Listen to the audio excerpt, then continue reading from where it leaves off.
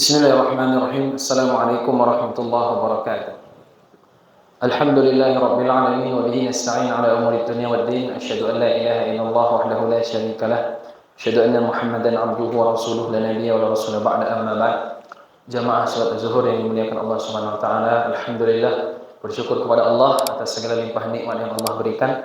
Salawat dan salam semoga tercurah kepada Nabi kita Nabi Muhammad sallallahu alaihi wasallam. Kaum muslimin yang dimuliakan Allah Subhanahu wa taala, di antara kewajiban yang terpenting bagi orang yang sudah menikah kemudian Allah berikan anak kepada dia adalah dia harus mentarbiyah anaknya, mendidik anaknya. Kalau ada orang tua dia tidak mendidik anaknya, tidak mentarbiyah anaknya sebagaimana pendidikan Islam, sehingga anaknya tidak tahu apa tujuan hidup. Yang penting besar nanti lepas tanggung jawab saya. Ini sebenarnya tidak ada beda anaknya sebagaimana hewan. Karena membedakan antara manusia dengan hewan adalah pendidikan. Kalau sekadar makan, yang penting bisa bertahan hidup, hewan dia pun juga bisa makan, dan hewan juga dia bisa bekerja. Tapi yang membedakan adalah pendidikan. Pendidikan apa? Yaitu pendidikan agama yang dia memahami bahwa hidup adalah untuk menyembah Allah Subhanahu wa taala dan mengikuti sunnah Rasulnya. Yaitu hidup hanya untuk berubudiyah, mentauhidkan Allah. Wa ma khalaqtul jinna wal insa illa liya'budun. Allah katakan tidak aku ciptakan jin dan manusia kecuali hanya untuk menyembah aku, mentauhidkan aku. Maka kaum muslimin, dalam Al-Qur'an Allah menyampaikan bahwa anak adalah perhiasan. Allah katakan dalam Quran, "Zuyyina lin-nasi hubbus syahwat minan nisa' wal banin." Dibuat indah terhadap pandangan manusia kepada wanita dan kepada anak, zina. Kemudian Allah juga sebut dalam ayat lain, "Al-malu wal banun zinatul hayatid dunya." Harta dan anak adalah perhiasan. Jadi orang kalau dia memiliki anak, dia bahagia. Karena anak adalah satu kebahagiaan. Siapapun menginginkan dia memiliki keturunan, dia memiliki anak. Cuman banyak orang setelah dia punya anak, justru dia menyesal di dunia dan menyesal kelak di hari kiamat. Orang bahagia. Kenapa bahagia? Ketika dia melihat anaknya tertawa, ketika melihat anaknya lucu-lucu gitu kan, bahagia. Kemudian jamaah yang dimuliakan Allah Subhanahu wa taala, apalagi kalau ternyata anaknya ini anak yang berbakti. Misalnya yang anak pertama dia pandai untuk misalnya bersih-bersih rumah, yang satu lagi menolong orang tuanya, yang satu lagi dia pintar masak gitu kan. Itu kebahagiaan.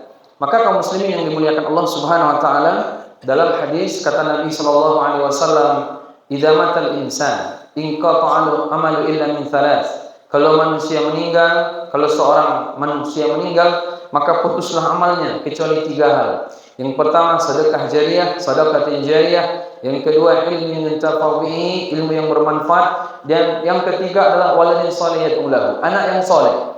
Jadi Bapak Ibu ketika punya anak bukan hanya sebatas anak yang dia harta banyak, bukan hanya sebatas anak yang jabatannya tinggi, tapi jadi anak soleh. Nabi mengatakan anak soleh yang mendoakan orang tua. Kalau anak dia soleh, maka seperti tadi, dia akan berbakti kepada orang tuanya, dia akan senyum kepada orang tuanya. Dia tahu, wala taqul lahum uffin, jangan katakan uff kepada orang tuamu. Selevel sekecil uff saja dia enggak berani, apalagi membentak orang tuanya, apalagi memukul orang tuanya, mengusir orang tuanya dari rumah. Nauzubillah min dzalik. Anak yang soleh. Apa yang Bapak Ibu harapkan dari anak yang enggak anak soleh? Kalau dia subuhnya sholat menghadap Tuhannya, dia nanti baca Al-Quran, bahkan dia hafiz Quran, dia mesti, anak yang soleh ini ketakutannya pertama ke Allah. Dia berbakti ke orang tua bukan karena orang tua melahirkan ibunya, bukan, tapi itu perintah Allah Subhanahu wa taala. Jadi yang membuat orang bahagia adalah anak-anak yang soleh. Disebutkan oleh Nabi anak yang soleh. Kenapa demikian? Yang mendoakan orang tua. Biasanya Bapak Ibu sekalian, yang mendoakan kita adalah 3 orang. Ini sering kita ulang. Yang mendoakan kita ini 3 orang Bapak Ibu. Meskipun kawan juga mendoakan, meskipun kaum muslimin yang lain mendoakan, kan sampai Allahumma ighfir lil muslimin wal muslimat, khotib, seorang ustaz atau siapapun ketika dia baca Allahumma ighfir lil muslimin wal muslimat wal mu'min wal mu'min, ini ayat doa yang sering dipanjatkan.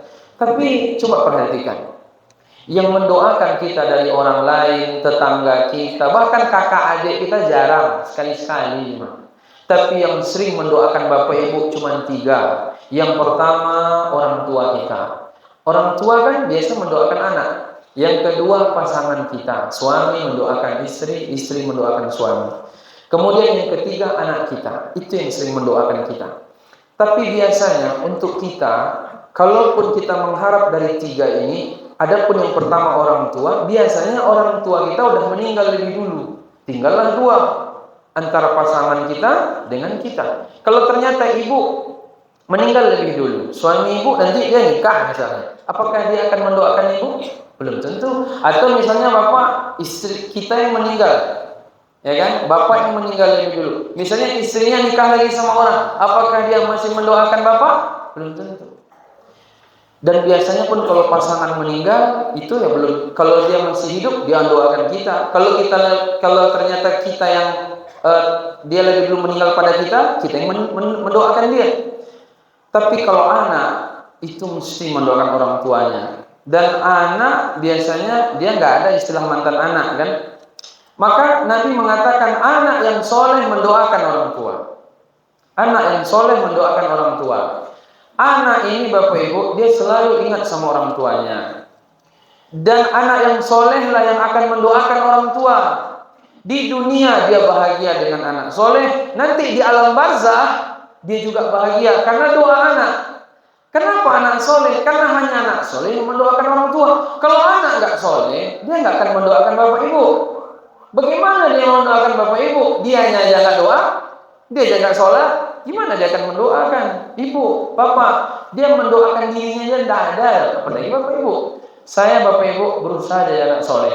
Ibu ayah saya sudah meninggal. Selalu saya bacakan doa sebelum saya mendoakan istri saya, sebelum saya mendoakan yang lain-lain, saya selalu memanjatkan setelah memuji Allah. Kan kalau kita berdoa ini kan bapak ibu kan pertama kita kan memuji-muji Allah dulu, ya Rahman, ya Rahim. Kemudian kita sholawat. Kan sholawat, karena kata Nabi kalau ada orang berdoa lalu tidak pakai sholawat, doanya tertahan. Makanya pakai sholawat minimal Allahumma sholli ala Muhammad. Itu kalau lebih panjang yang sholawat Ibrahimiyah, Allahumma sholli Muhammad wa ala Muhammad kama shollaita ala Ibrahim wa ala Ibrahim. Itu paling afdol, ya kan? Tapi kadang kita kan pendek-pendek aja, Allahumma sholli ala Muhammad. Habis itu baru kita minta ampun, ya Allah ampunkan saya, ampunkan, Allahumma ighfirli, baru Allahumma ighfirli dzunubi wa liwalidayya warhamhuma kama rabbayani shaghira. Baru doa yang lain, ya Allah berikan saya ini, sukseskan saya, istri saya ini. Baru jarang juga kadang terdoakan adik kakak kita, ya paling-paling istri. Kadang-kadang sebagian orang pasangannya pun tidak didoakannya. Ini lebih gawat lagi. Jadi nggak bisa bapak ibu berharap dari anak yang kaya nggak soleh. Nggak bisa bapak ibu berharap setelah bapak ibu meninggal yang mendoakan bapak ibu anak pejabat tapi nggak soleh. Karena Nabi mengatakan anak soleh. Karena nggak ada ceritanya. Kalau anak sudah anak soleh, masya Allah, bapak ibu bahagia di dunia, bahagia di kuburan, bahagia di hari kiamat. Di kuburan dapat doa terus dari anak yang soleh. Allahumma ighfirli dzunubi wa liwalidayya warhamhuma kama rabbayani shaghira. Bapak ibu sekalian, bahagianya kita kalau punya anak soleh. Di dunia begitu, di kuburan begitu, di hari kiamat, masya Allah. Allah katakan dalam surat At-Tur ayat 21, "Walladzina amanu wattaba'atuhum dzurriyyatuhum biimanin alhaqna bihim dzurriyyatahum wa ma alatnahum min 'amalihim min syai', kullu imri'in bima kasaba rahin." Apa kata Allah Subhanahu wa taala?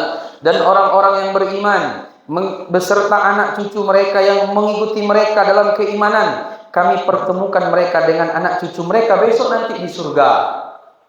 Kemudian Allah katakan, dan kami tidak mengurangi sedikit pun pahala amal kebajikan mereka. Setiap orang terikat dengan apa yang dikerjakan. Kalau bapak ibu orang tua yang soleh, kemudian bapak ibu punya anak yang soleh, di hari kiamat nanti, misalnya bapak ibu derajatnya di surga 7, anak derajatnya 3. Itu Allah katakan walladzina amanu, Allah katakan dalam ayat ini, walladzina amanu wattaba'atuhum dzurriyyatuhum biiman alhaqna bihim dzurriyyatahum. Kalau bapak ibu di surga derajatnya 7, anak misalnya derajatnya 3, itu nanti anak naik ikut bapak ibu, bisa naik anak. Atau sebaliknya kata para ulama tafsir, kalau ada anaknya 7 surganya, bapak ibunya 3, itu bisa juga naik karena anaknya. Jadi saling menaikkan nanti itu. Bukankah bapak ibu menginginkan itu? Makanya kita tuh masuk surga nggak sendiri-sendiri, kita masuk surga berkeluarga. Maka Bapak Ibu yang dimuliakan Allah Subhanahu wa taala, banyak sekali kebahagiaan bagi orang yang memiliki anak soleh. Bapak Ibu ini kalau masih umurnya anaknya masih kecil-kecil belum sadar, karena Bapak Ibu belum tua. Ketika nanti Bapak Ibu sudah tua, Bapak Ibu lihat anaknya sudah dewasa, sudah menikah, sudah bekerja, nelpon pun tidak ada. Sedih itu nanti itu. Dan di kota-kota banyak hari ini orang tua setiap hari ke swalayan, setiap hari ke swalayan, setiap hari ke swalayan. Kenapa? Karena pengen disapa sama kasir. Jadi dia tiap hari ke swalayan sampai kasir tuh hafal sama ibu sama bapak tuh yang udah pensiun tadi. Sehat Pak, sehat. Pengen ditanya, anaknya nggak pernah nelpon, anaknya nggak pernah nanya. Ini ciri-ciri anak. Alhamdulillah lah. Jadi Bapak Ibu yang dimuliakan, di dunia saja Bapak Ibu dari lupakannya. Bagaimana ketika nanti Bapak Ibu meninggal? Mungkin dia berharap jangan-jangan Bapak Ibu cepat mati. Nah, kalau Bapak Ibu dapat punya warisan banyak, biar segera dapat sama dia. Kesalahan siapa ini? Orang tua. Maka daripada itu, Bapak Ibu dimuliakan, kata Ibnu Qayyim, kerusakan anak nggak soleh itu gara-gara orang tuanya. Karena Allah katakan dalam Al-Quran, ku anfusakum wa ahlikum naro. Wahai orang beriman, jaga dirimu dan keluargamu dari api neraka. Dalam Quran, kata Ibnu Qayyim Al-Jauziyah, besok di hari kiamat yang paling pertama ditanya oleh Allah bukan bakti anak ke ibu bapak, tapi bakti bapak ibu kepada anak. Bagaimana memahamkan dia kepada Al-Quran, bagaimana memahamkan dia kepada sunnah, bagaimana memahamkannya tentang agama. Di antara durhakanya orang tua kepada anak di waktu kecil, ketika orang tua tidak memahamkan anak agama. Kalau masalah makan, siapa orang tua yang nggak ngasih makan anaknya? Kalau masalah makan, siapa binatang yang nggak ngasih makan anaknya? Binatang. Tapi masalah agama, hanya orang yang tahu agama dan memahamkan kepada anak-anaknya. Maka Bapak Ibu kita berharap mudah-mudahan anak Bapak Ibu semua jadi anak-anak yang soleh. Dan ketika Bapak Ibu di dunia ini mendapatkan bahagia dari anak-anak soleh, ketika nanti Bapak Ibu masuk kuburan mendapatkan doa dari anak-anak soleh, ketika nanti Bapak Ibu masuk alam akhirat, Bapak Ibu dinaikkan derajatnya karena anak-anak soleh. Jadi kita berharap mudah-mudahan anak kita jadi anak-anak yang soleh. Amin ya rabbal alamin. Cukup sekian. Assalamualaikum warahmatullahi wabarakatuh.